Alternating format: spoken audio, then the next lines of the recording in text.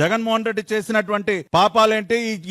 ఒక్కసారి మీరు చూసినట్లయితే 2014-19 మధ్య దాదాపుగా 745.24 కోట్లు అది ల్యాండ్ ఎక్విజిషన్ గాని R&R గాని నారా చంద్రబాబు నాయుడు గారు ఖర్చు చేసింది దాదాపు 750 కోట్ల రూపాయలు. ఇవాళ జగన్మోహన్ రెడ్డి 2019-24 మధ్య ఖర్చు చేసింది కేవలం 203 కోట్లు.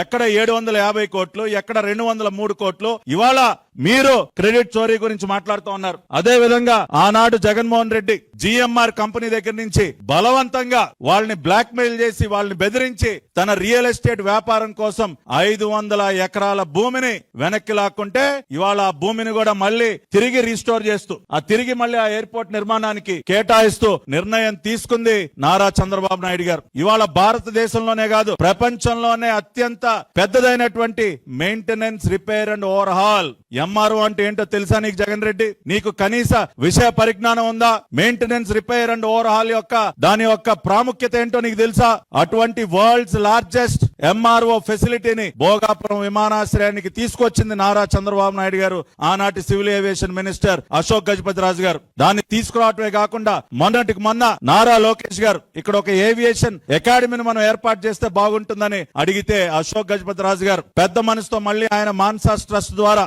మళ్ళీ దాదాపు 150 ఎకరాలకు పైగా భూమిని ఉచితంగా మన రాష్ట్రంలో ఉన్నటువంటి బిడ్డలు సివిల్ ఏవియేషన్ సెక్టర్ లో ఇంకా మంచి ట్రైనింగ్ పొందాలి, తద్వారా మంచి ఉద్యోగ అవకాశాలు అందుకోవాలని చెప్పి నారా లోకేష్ గారి ఆలోచనకు అనుగుణంగా ఒక ఏవియేషన్ అకాడమీకి మళ్ళీ కూడా భూమి కేటాయించినటువంటి వ్యక్తి అశోక్ గజపతిరాజు గారు. ఈ విధంగా చంద్రబాబు నాయుడు గారు గాని, అశోక్ గజపతిరాజు గారు గాని, ఈనాడు సివిల్ ఏవియేషన్ గా మినిస్టర్ గా ఉన్నటువంటి రామ్మోహన్ నాయుడు గారు గాని, వీరి అందరి కృషి వల్ల గౌరవ ప్రధానమంత్రి నరేంద్ర మోడీ గారి సహకారంతో ఇవాళ ఉత్తరాంధ్ర ప్రజల యొక్క కళ సాకారం అవుతా ఉంది. నేను చూపించినటువంటి డాక్యుమెంట్స్ ఏవైతే ఉన్నాయో, ఇవాళ నేను చూపిస్తున్నటువంటి ఎన్విరాన్మెంటల్ క్లియరెన్స్ గాని, సైట్ క్లియరెన్స్ గాని, ఇన్ ప్రిన్సిపల్ అప్రూవల్ గాని, ఈ ప్రాజెక్ట్ కి అన్ని కూడా సాధించింది నారా చంద్రబాబు నాయుడు గారి ప్రభుత్వం. 2014 నుంచి 2019 మధ్య జనవరి 2016లో సైట్ క్లియరెన్స్ తీసుకొచ్చారు. అక్టోబర్ 2016లో గవర్నమెంట్ ఆఫ్ ఇండియా నుంచి భోగాపురం ఇంటర్నేషనల్ ఎయిర్పోర్ట్ కి ఇన్ ప్రిన్సిపల్ ప్రాజెక్ట్ అప్రూవల్ తీసుకొచ్చారు. అదే విధంగా ఆగస్టు 2017లో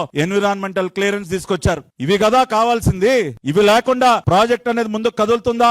ఒక ఎయిర్పోర్ట్ నిర్మాణానికి కావాల్సినటువంటి అన్ని అనుమతులు including clearance from ministry of defence దగ్గర నుంచి క్లియరెన్స్ కూడా తీసుకొచ్చింది నారా చంద్రబాబు నాయుడు గారు. ఇంకా ఏంటా మీరు క్రెడిట్ చోరీ గురించి మాట్లాడతారు? ఇవాళ ఇన్ని చూసిన తర్వాత ఎవరైనా సరే ఏం చెప్తారు?